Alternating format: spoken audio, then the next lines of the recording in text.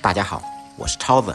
有谁能想到把打好的鸡蛋直接倒入锅中，简单一做，出锅就是一道湖南名菜醋烧蛋。今天我们就在家复刻这道菜，简单好吃又下饭。话不多说，接下来开始操作。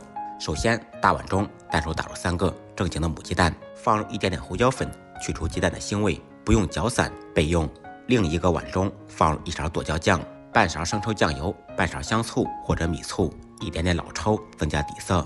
再加入1勺清水，少许芝麻香油，一点点白糖，中和味道，用筷子搅拌均匀备用。再准备1颗蒜苗，清洗干净，切成小段，切好以后放入碗中备用。材料全部备好，接下来开始制作。起锅，锅烧空气，烧至冒烟以后，先放入1勺油润锅，先用油润遍锅的全身，这也是炒菜的基本常识，这一步也叫润锅。润锅以后，炒菜就不容易粘锅了。把油倒入油罐中，锅中重新放入少许油。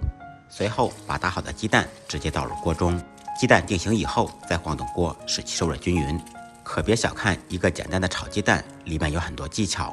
蛋清蛋黄分开，这样整道菜吃起来味道更加有层次感。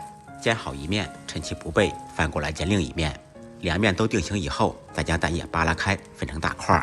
这道菜我们要做出外焦里嫩的口感，里面蛋液很嫩，外面则是焦香，尽量不要炒得太老。如图所示，成这种状态就可以了。随后把刚才调好的料汁顺着锅边倒入锅中，抢出香味。开大火烧个3-5秒钟，使鸡蛋快速吸收味道。出锅之前放上切好的蒜苗，大火翻炒个3、4、5、6下，把蒜苗炒断生。随后起锅装盘。有谁能想到几个鸡蛋就能做出一道湖南名菜？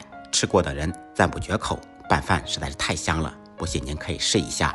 好了，今天的视频就到这里了。我每天都在有心教大家做菜，如果您喜欢，可以点赞收藏分享一下，感谢您的支持。再忙再累，记得按时吃饭。下期视频见，拜拜。